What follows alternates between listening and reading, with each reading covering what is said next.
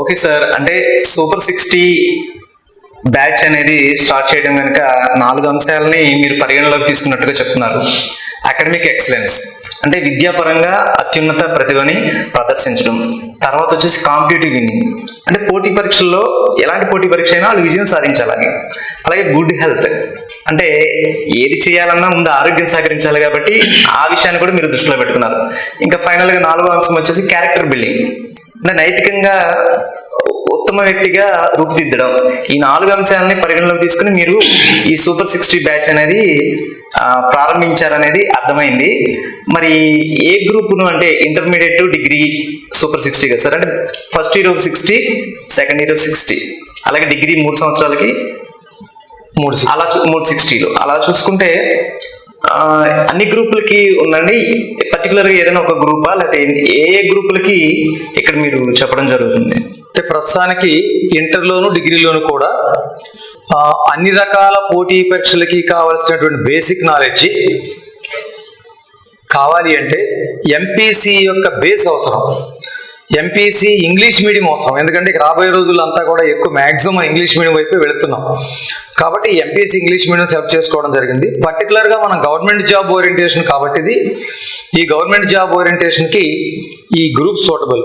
కొంతమంది ఏమంటారంటే civil service లాంటి ఎగ్జామ్స్కి హెచ్ఈసి ద్వారా సోషల్ ద్వారా వెళ్తే బాగుంది కదా అని అంటారు. కానీ నిజానికి ఒక మ్యాథమెటిక్స్ చదివినటువంటి స్టూడెంట్ కావాలంటే సోషల్ కొద్ది రోజుల్లో చదివేసుకుంటాడు, కానీ సోషల్ బేస్ ఉన్నటువంటి స్టూడెంట్ మ్యాథ్స్ నేర్చుకోవాలంటే నేర్చుకోలేరు. ముఖ్యంగా సెంట్రల్ గవర్నమెంట్ పోస్టులు అయినటువంటి ఎస్ఎస్సి, బ్యాంకింగ్, రైల్వే, ఇటు పోలీస్ డిపార్ట్మెంట్, స్టేట్ గవర్నమెంట్ సంబంధించిన వాటిలో అర్థమెటిక్, రీజనింగ్ లాంటి సబ్జెక్టుకు చాలా అత్యధిక ప్రయారిటీ ఉంది. ఈ ప్రయారిటీని ఛేదించాలి అంటే ఒక సోషల్ స్టూడెంట్కి ఆ కాన్ఫిడెన్స్ సరిపోతుంది. యాక్చువల్గా అవన్నీ అవడానికి హై స్కూల్ సబ్జెక్ట్ క్యాడర్లోనే ఉంటాయి. స్పీడ్ చేయాలి, యాక్యురసీ ఇవ్వాలి, కానీ ఒక మ్యాథమెటిక్స్ ఉన్న స్టూడెంట్కి ఉన్నటువంటి కాన్ఫిడెన్స్ సోషల్ స్టూడెంట్స్కి రాదు అక్కడ. కాబట్టి నేను ఈ ఎంపీసీ ద్వారానే ఇటు వెళ్ళాలని, అవసరమైతే సోషల్ సబ్జెక్టులు మేము ఇక్కడ మామూలుగా కోచింగ్ సెంటర్లో ఉన్నటువంటి కోచింగ్ టాపిక్స్ ద్వారా కవర్ చేసుకుంటాం, అది పెద్ద విషయం కాదని చెప్పేసి నా ఉద్దేశం. కానీ ఒక స్టూడెంట్ని ఆర్ట్స్ ఫాలో చేసి అంటే ఇంత ఒక టెక్నికల్ సపోర్ట్ అంటే ఒక టెక్నికల్గా ఆలోచించడం అనేటటువంటి ఒక మైండ్ని మనం సోషల్ వైపు మరలించడం మంచిది కాదన్న ఉద్దేశంతో ఎంపీసీని సెలెక్ట్ చేసుకోవడం జరిగింది. రెండోది, చాలా మంది ఏమంటారంటే సివిల్ సర్వీస్ ఓరియంటేషన్ గురించి అడుగుతూ ఉంటారు. ఇవాళ మనం తీసుకున్న పిల్లలందరికీ ఎవ్వరు ఏ స్కూల్లోనూ ఏ కోచింగ్ సెంటర్లోనూ 100% ఐఏఎస్ సాధించలేము. అది 1000 మందిలో 5గురికి వస్తే చాలా పెద్ద రిజల్ట్ కింద లెక్క. కానీ మిగిలిన వాళ్ళందరూ ఇప్పుడు మనం ఆర్ట్స్ గ్రూప్లోకి తీసుకెళ్ళిపోతే ఆ మిగిలినటువంటి 1000 మందిలో 995 మంది ఏదో జాబ్ సంపాదించుకోవాలి. అందుకే నేను ఒక స్టాండర్డ్గా సేఫ్టీ జోన్ చూసుకుంటూ, పేరెంట్స్ సేఫ్టీ, పిల్లల సేఫ్టీ కూడా చూసుకుంటూ ఈ ఆల్ కాంపిటేటివ్ అనేటటువంటి కోర్స్ ద్వారా ముందు ప్రిపేర్ చేసి ఆ తర్వాత వాళ్ళు సివిల్ సర్వీస్కి వెళ్తామంటే డిగ్రీ అయ్యే లోపల కనుక ఇవన్నీ తరఫీదు అయినట్లయితే సివిల్ సర్వీస్ కోణంలో కూడా కొంత వాళ్ళ యొక్క ప్రిపరేషన్ యాంగిల్ని సెట్ చేసుకుంటూ డిగ్రీ అయ్యేసరికి ఎవరిని ఇంట్రెస్ట్ వాళ్ళు ఉంటే కంప్లీట్ సివిల్ సర్వీస్ వైపు వెళ్ళేలాగా ప్రయత్నం చేసుకుందామని నేను ఎంపీసీ ఇంగ్లీష్ మీడియం సెలెక్ట్ చేసుకోవడం జరిగిందండి. ఓకే సార్, ఎంపీసీ గ్రూప్ ఒక్కటే అంతవరకు బాగానే ఉంది. మరి కేవలం 60 మందిని ఎందుకు తీసుకున్నారు? ఇంకా ఎక్కువ మందిని తీసుకోవచ్చు కదా. ఈ సూపర్ 60 అన్నటువంటి పేరుతో కొంచెం మెరిట్ ఉన్నట్టు పిల్లలు, అంటే టాప్ మెరిట్ కావాలని చెప్పి నేను కోరుకోవట్లేదు. మినిమం లెర్నింగ్ ఎబిలిటీస్ ఉండి కాస్త వాళ్ళు ఇటువైపు అంటే ఇలా ఒక పట్టుదలగా నేను ఈ పోటీ పరీక్షలకు వెళ్తాను, నా లైఫ్ సక్సెస్ కావాలనే కనీస ఉద్దేశించినటువంటి పిల్లల్ని టీం తీసుకొని వీళ్ళ మీద ఒక ప్రయోగాత్మకమైనటువంటి కార్యక్రమంగా దీన్ని తీసుకోవడం జరిగింది. అంటే ఇక్కడ నా కాన్సంట్రేషను పూర్తిగా కేటాయించి, అంటే నా కోరిక ఏంటంటే 60 మంది పిల్లలు ఉంటే 60వ తల్లిదండ్రులు కూడా ఆనందంగా ఉండేలాగా ఈ ప్రోగ్రాం చేయాలని. ఇది ఒక కొత్త ప్రయోగం కాబట్టి మినిమం స్ట్రెంగ్త్ పెట్టుకుని మ్యాక్సిమం కాన్సన్ట్రేట్ చేసి దీన్ని సక్సెస్ చేయాలని చెప్పేసి కోరుకుంటున్నాను. ఇక భవిష్యత్తు ప్రణాళిక ఎలా ఉంటుంది అనేది తర్వాత ఆలోచించవచ్చు. ముందు నాకు ఈ ప్రోగ్రామ్ సక్సెస్ అవ్వడానికి కావాల్సినటువంటి టీముని తీసుకుంటాను అనమాట. ఎందుకంటే ఇది మీరు ఇప్పుడు సమాజంలో అందరూ కూడా అనే విషయం ఏంటంటే ఇన్ని రకాలు పెట్టుకున్నారు కదా, పిల్లలకి ఎలా టైం సరిపోద్ది, ఎలా కవర్ చేస్తారు ఇదంతాను, ఇవన్నీ అవసరమేనా? ఇవాళ కార్పొరేట్ స్టైల్ ఏంటంటే మీ పిల్లోడు టీవీలో కనపడాలి అంటే మీరు ఏ ఆటలు ఆడించకూడదు, ఏ పాటలు పాడించకూడదు అని చెప్పేసి అంటుంటారు. కానీ నేనేమంటానంటే ఎన్ని ఆటలు ఆడి పాడిస్తే అంత బాగా చదువు వస్తుంది, ఎన్ని పాటలు పాడిస్తే అంత బాగా చదువు వస్తుంది, ఎన్ని యాక్టివిటీస్ చేయిస్తే అంత ఆరోగ్యం ఏర్పడుతుంది, ఎంత ఆరోగ్యం ఏర్పడితే అంత బాగా చదివించవచ్చు. సో నేను ప్రస్తుతానికి ఈ 5 క్లాసులు 560 మందిని తీసుకుని దగ్గర పెట్టుకుని ఈ ప్రోగ్రామ్ సక్సెస్ చేయాలనే ఉద్దేశంతో నేను ఒక లిమిటెడ్ స్ట్రెంగ్త్ తీసుకోవడానికి నేను ప్రాధాన్యత ఇచ్చాను. ఓకే సార్, మరి ఈ సూపర్ 60 బ్యాచ్ కి సంబంధించి షెడ్యూల్ ఎలా ఉంటుంది? ఈ ప్రోగ్రామ్ లో నేను ఈ తీసుకున్న సూపర్ 60 ప్రోగ్రామ్ పిల్లలందరినీ కూడా కేవలం హాస్టలర్స్ ని మాత్రమే తీసుకున్నాను, ఆడపిల్లలు మాత్రమే తీసుకున్నాను ప్రస్తుతానికి. అయితే ఉదయం 4:30 దగ్గర నుండి రాత్రి 10 o'clock మధ్యలో ఉంటుంది ఈ ప్రోగ్రాము. ఈ 4:30కి పిల్లలకి ఒక 2 మంచి క్లాసికల్ సాంగ్స్ వేయటం ద్వారా హాస్టల్లో లేపడం జరుగుతుంది, మేల్కొల్పడం జరుగుతుంది. వాళ్ళు కాస్త కాలకృత్యాలు తీర్చేసుకుని ఒక ½ an hourలో రెడీ అయ్యి 5 o'clockకి యోగా క్లాస్కి వస్తారు. యోగా క్లాస్లో వార్మింగ్ ఎక్సర్సైజెస్, యోగాసనాలు కొద్దిగా వేయించి ఒక ½ kilometer పైగా రన్నింగ్ చేయించేసి ఎక్సర్సైజులు చేయించి వాళ్ళ ఫిజికల్ ఫిట్నెస్ కావాల్సిన కార్యక్రమాన్ని పూర్తి చేసుకొని అక్కడ నుండి క్లాస్కి వచ్చేస్తారు. ఆ క్లాస్లో వాళ్ళకి నిన్న జరిగినటువంటి పాఠాల్లో ఈరోజు అది కాంపిటేటివ్ కావచ్చు, లేదంటే అకాడమిక్ సబ్జెక్ట్ కావచ్చు, దానికి సంబంధించి ఒక టెస్ట్ పెట్టడం జరుగుతుంది. ప్రతిరోజు 50 మార్కులకి టెస్ట్ పెట్టడం జరుగుతుంది. ఆ 50 మార్కుల టెస్ట్ నేనే ఉండి దగ్గర నుండి కండక్ట్ చేస్తాను. అది పూర్తయిన తర్వాత అక్కడి నుంచి మళ్ళీ వాళ్ళు వెళ్ళి టిఫిన్ చేసేసి మెస్లోకి వెళ్ళి టిఫిన్ చేసేసి మళ్ళీ వచ్చేసి అసెంబ్లీలో పాల్గొంటారు. అసెంబ్లీలో పాల్గొన్న తర్వాత అక్కడ మేడము సత్సంగ్ అనే ప్రోగ్రాం ద్వారా వాళ్ళకి చక్కటి ఓ చిన్న కథ కానీ ఓ చిన్న సంఘటన కానీ చెప్పి వాళ్ళందరినీ ఒక మంచి నైతిక విలువతో కూడిన జీవితం గడిపేలాగా చక్కగా మోటివేట్ చేస్తారు ఆ ప్రోగ్రాంలో. మేడంతో పాటుగా పిల్లలు కూడా ప్రతిరోజు ఒకళ్ళు సత్సంగ్ చెబుతారనమాట. అట్లాగే రోజు ఒక భజన చెబుతారు అదే ప్రోగ్రాంలో భాగంగా. ఇట్లా అసెంబ్లీ పూర్తయిన తర్వాత నెక్స్ట్ వాళ్ళు మళ్ళీ ఇక క్లాసెస్కి అటెండ్ అవుతారు. 8:30, 9 o'clock కల్లా ఇవన్నీ పూర్తి చేసుకుని క్లాస్కి వెళ్ళిపోతే మళ్ళీ ఈవినింగ్ 4 o'clockకి క్లాసులు పూర్తవుతాయి. మధ్యలో లంచ్ బ్రేక్, రీసెస్ బ్రేక్స్ ఉంటాయి. 4 o'clock నుండి 5:30 వరకు ఒక 45 minutes గేమ్స్ అండ్ స్పోర్ట్స్లో పాల్గొంటారు. తర్వాత స్నాక్స్ తీసుకుంటారు. స్నాక్స్ తీసుకున్న తర్వాత మళ్ళీ ఫ్రెష్ అయ్యి మళ్ళీ 5:30, 6 కల్లా మళ్ళీ స్టడీ అవర్స్కి వచ్చేస్తారు. స్టడీ అవర్స్ మళ్ళీ 9:30, 10 వరకు స్టడీ అవర్స్ జరుగుతాయి.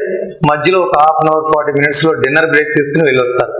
ఇలా రాత్రి 10 గంటలకు మళ్ళీ అందరూ పడుకునే టైంకి ఒక చక్కటి ఆధ్యాత్మికమైనటువంటి 2 సాంగ్స్తో వాళ్ళు నిద్రకి ఉపక్రమిస్తారు. ఇది డైలీ షెడ్యూల్. సండే మాత్రం జస్ట్ 11, 12 వరకు మాత్రమే ఏదన్నా క్లాసెస్ జరుగుతాయి. ఈవినింగ్ అంతా కూడా వాళ్ళు రిలాక్స్ అయిపోతారు కంప్లీట్గా. ఇలా ఈ డైలీ రొటీన్ అంతా కూడా సుమారుగా ఇప్పుడు నేను చెప్పినటువంటి ప్రోగ్రాము నడుస్తూ ఉంటుంది. ఇంకా కొన్ని అకేషన్స్లో కొన్ని సందర్భాల్లో చిన్న మార్పులు జరుగుతుంటాయి అన్నమాట. ఈ డైలీ రొటీన్ వల్ల వాళ్ళకి సిలబస్లన్నీ పెందరకాడ అవడం, అట్లాగే మనం చెప్పినట్టు 4 ఆస్పెక్ట్స్లో ఉన్నటువంటి మొత్తం ఐటమ్స్ కూడా కవర్ అవడానికి ఇది ఒక చక్కటి డిజైన్గా నేను క్రియేట్ చేసుకోవడం జరిగిందన్నమాట. ఓకే సార్, అకాడమిక్ ఎడ్యుకేషన్కి కాంపిటేటివ్ కోచింగ్ ట్రైనింగ్ కూడా అన్నారు కదా, దానికి సంబంధించి ఏ కోచింగ్ అంటే ఏ కాంపిటేటివ్ ఎగ్జామ్స్కి మీరు కోచింగ్ ఇస్తారు, ఏ సబ్జెక్టులకి ఇస్తారు? ఓకే, ఇంతకుముందు ఇది నేను కొద్దిగా లైట్గా కవర్ చేశాను. ప్రభుత్వ ఉద్యోగం ఏదైనా కావచ్చు. ఇటు చెప్పాను, స్టేట్ గవర్నమెంట్లో పోలీస్ డిపార్ట్మెంట్, ఎస్ఐలు, కానిస్టేబుల్ రెండింటికి కవర్ అవుతాయి. అట్లాగే గ్రూప్స్ అంటే Group 1, Group 2, Group 3, Group 4 ఇవన్నీ కవర్ అవుతాయి. ఇక ఇంకా చిన్న రకరకాల జాబ్స్ పడుతూ ఉంటాయి మిస్లీనియస్గా, అవన్నీ కవర్ అవుతాయి. సెంట్రల్ గవర్నమెంట్కి వచ్చేసరికి అటు ఎస్ఎస్సి ద్వారా నిర్వహించేటువంటి CGL కావచ్చు, CHSL కావచ్చు, అట్లాగే రైల్వే రిక్రూట్మెంట్ కావచ్చు, బ్యాంకింగ్ రిక్రూట్మెంట్ కావచ్చు. వీటితో పాటుగా UPPS వారి సివిల్ సర్వీసెస్ కోచింగ్ కావాల్సిన ఫౌండేషన్, ఇవన్నీ కూడా దీంట్లో కవర్ అవుతాయి. ఇక ప్రభుత్వ ఉద్యోగం ఏదైనా కావచ్చు, దాని కంప్లైంట్ సంబంధించినటువంటి ప్రతి విషయాన్ని కూడా కవర్ చేస్తాం అన్నమాట. దీనికి సబ్జెక్టులుగా వస్తే కొంచెం కాంపిటేటివ్ టచ్ ఉన్నటువంటి వాళ్ళకైతే త్వరగా అవగాహన అవుతుంది. ముఖ్యంగా మనకి ప్రధానమైనటువంటి సబ్జెక్ట్స్ని నేను ఒక 4 pillars కింద నేను పిల్లలకు డిజైన్ చేసి ఎంకరేజ్ చేస్తున్నాను. ఫస్ట్ పిల్లర్ ఏంటంటే arithmetic and reasoning. It is a mathematical part. ఇది ఇందాక చెప్పాను, సెంట్రల్ గవర్నమెంట్ పోస్టులకి, స్టేట్ గవర్నమెంట్ లో ఉన్నటువంటి పోలీస్ డిపార్ట్మెంట్ పోస్టులకి చాలా అత్యధిక ప్రాధాన్యత ఇచ్చేటటువంటి సబ్జెక్టులు ఇవి, ఈ 2 సబ్జెక్టులు. రెండోది సెకండ్ పిల్లర్ ఏంటంటే జీకే అండ్ కరెంట్ అఫైర్స్. ఇక అన్ని పోటీ పరీక్షలోనూ దీని ప్రాధాన్యత ఉంది. థర్డ్ పిల్లర్ ఏంటంటే జనరల్ స్టడీస్. అంటే జనరల్ స్టడీస్ అంటారు కొన్ని పోటీ పరీక్షలో, జనరల్ అవేర్నెస్ అంటారు కొన్ని పోటీ పరీక్షలో. Nothing but science and social అంటే physics, chemistry, botany, zoology, geography, history, economy, polity. ఈ 8 సబ్జెక్టులు పర్ఫెక్ట్ గా ఏ పోటీ పరీక్షకు వెళ్ళాలన్నా సరే సమగ్రంగా దీన్ని పూర్తి చేస్తాం. ఇక 4వ పిల్లర్ ఏంటంటే ఇంగ్లీష్ గ్రామర్ అండ్ వొకాబులరీ. ఇది అకాడమిక్ లో మనకు కవర్ అవుతూ ఉంటుంది, అయినప్పటికీ ఇంకొంచెం మాడిఫై చేసి కాంపిటేటివ్ లో కావాల్సిన విధంగా దీన్ని ప్రిపేర్ చేసుకుందాం. ఈ 4 పిల్లర్లు బందోబస్తుగా చేసినట్లయితే మనం ఏ పోటీ పరీక్షకైనా వెళ్ళొచ్చు. దీంతో పాటుగా ఇంకొకటి బ్యాంకింగ్ అవేర్నెస్ అనే సబ్జెక్ట్ కానివ్వండి, కొన్ని యాటిట్యూడ్ టెస్ట్లు ఉంటాయి అవి కానివ్వండి, కంప్యూటర్ అవేర్నెస్ అని చెప్పేసి, అట్లాగే తెలుగు గ్రామరు. మాకు చాలా టైం ఉంటుంది. ఈ 5 సంవత్సరాల పిల్లలు నా దగ్గర ఉన్నప్పుడు ఏం జరుగుతుందంటే అసలు ఈ ప్రపంచంలో అన్ని సబ్జెక్టులు చెప్పించాలని నా మోజు. అంటే even computer knowledge, computer awareness అనే సబ్జెక్ట్ ద్వారా నాలెడ్జ్ ఇవ్వడమే కాకుండా కంప్యూటర్ ల్యాబ్ పెట్టి అసలు ప్రతి స్టూడెంట్ కూడా కంప్యూటర్ని ఒక టూల్ లాగా, అంటే ఒక క్యాలిక్యులేటర్ లాగానో ఒక సెల్ ఫోన్ లాగానో వాడుకుంటూ వాళ్ళ ప్రతినిత్యం జీవితంలో కంప్యూటర్ పార్ట్ అయిపోయింది కాబట్టి కంప్యూటర్ ల్యాబ్ పెట్టి వాళ్ళ కంప్యూటర్ కూడా నేర్పించడం జరుగుతుంది.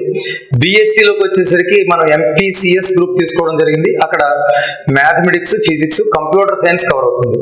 సో మన పిల్లలకి ఈ అన్ని సబ్జెక్టులు కవర్ చేస్తూ నా లక్ష్యం ఏంటంటే అసలు వాడు ఏ జాబ్ చేద్దామన్నా ఆ జాబ్కి వెళ్ళేటట్టు తయారు చేయాలి. Even army, navy, air force, recruitments లో కూడా ఇవే సబ్జెక్ట్స్ ఉంటాయి. చిన్న చిన్న మాడిఫికేషన్స్ ఎగ్జామ్కి వెళ్ళే ముందు అలాంటి చిన్న చిన్న మాడిఫికేషన్స్ కూడా చేసి వీళ్ళకి ఏ సబ్జెక్ట్ కావాలన్నా వాళ్ళ భవిష్యత్తులో ఏది కావాలన్నా సపోర్ట్ చేయడమే ఈ కోర్సు యొక్క లక్ష్యం. ఓకే సార్, చాలా క్లిష్టతరమైన అకాడమిక్ ఎడ్యుకేషన్ కి, కాంపిటేటివ్ కోచింగ్ కి కోఆర్డినేషన్ కుదుర్చుకుని 5 ఏళ్లలో మేము చక్కగా తర్ఫీదు ఇస్తామని చెప్తున్నారు. అంటే కాంపిటేటివ్ కి సంబంధించి రోజు క్లాసెస్ చెప్తారా? కాంపిటేటివ్ కి సంబంధించిన క్లాసులు, అకాడమిక్ సంబంధించిన క్లాసులు 2 ఇప్పుడు నేను పూర్తి చేయాలి. అవి ఒకే రకంగా చేయాలి అంటే ఇన్స్టిట్యూషనల్ గా సాధ్యమయ్యే విషయం కాదు. కాబట్టి ఏం చేస్తానంటే నాకు అదే పని, 30 ఏళ్ళగా నేను ఇదే పనిలో ఉన్నాను. అకాడమిక్ ఎడ్యుకేషన్ చదువుతున్నాను, ఇటు కోచింగ్ సెంటర్ నడిపిస్తున్నాను. కాబట్టి స్టూడెంట్ యొక్క ఇంట్రెస్ట్ పోకుండా ఫ్యాకల్టీకి ఉన్నటువంటి షెడ్యూల్ అవకాశాన్ని బట్టి వాళ్ళకి ప్రజెంట్ ఉన్నటువంటి, అంటే ఏ సందర్భంలో ఏ అవసరమో చూసుకుంటూ అడ్జస్ట్ చేసుకుంటూ వారంలో కొన్ని రోజులు కాంపిటేటివ్, కొన్ని రోజులు అకాడమిక్ జరుగుతూ ఉండొచ్చు. లేదంటే నెలలో కొన్ని రోజులు అకాడమిక్ చెప్పుకుని కొన్ని రోజులు కాంపిటేటివ్ నడిపించవచ్చు. లేదంటే ఒక్కో సందర్భంలో ప్రతిరోజు కొంత ఇది నడిపించవచ్చు. కానీ స్టూడెంట్కి ఇంట్రెస్ట్ పోకుండా ఆ సీక్వెన్స్ కనెక్ట్ అయ్యేటట్టుగా చేసుకుంటూ అక్కడ ఉన్న అవసరాన్ని బట్టి, అవకాశాన్ని బట్టి, వనరుని బట్టి అడ్జస్ట్ చేసుకుంటూ దీన్ని డిజైన్ చేసుకుంటున్నాం అన్నమాట. ఏదైనా డిగ్రీ అయ్యే లోపుగా నేను అనుకున్న విషయాలన్నింటినీ వాళ్ళకి ఏదో రకంగా అందించి టీచింగే కాకుండా ప్రాక్టీస్ చేయించి వాళ్ళ ఎగ్జామ్కి వెళ్ళే వరకు కూడా ఏం చేయాలో అదంతా 100% చేయగలిగినటువంటి నమ్మకం. సో ఈ షెడ్యూల్ నిర్వహణ విషయంలో నాకున్న అనుభవం చాలా సుదీర్ఘమైంది కాబట్టి అందులోకి స్టూడెంట్స్ తో నాకు ఎక్కువ అనుబంధం. వాళ్ళు ఎలా అయితే ట్రాక్ లోకి వస్తారు, ఎలా అయితే దీన్ని సక్సెస్ఫుల్ గా నేర్చుకుంటారు అనే విషయం నాకు ప్రతినిత్య పోరాటం అది. సో నాకు అది ఈజీగా నేను వాళ్ళని సక్సెస్ చేయగలుగుతాను అనేటువంటి నమ్మకం. ఆ షెడ్యూల్ ఎప్పటికప్పుడు సర్దుబాటు చేసుకునే షెడ్యూల్ అన్నమాట.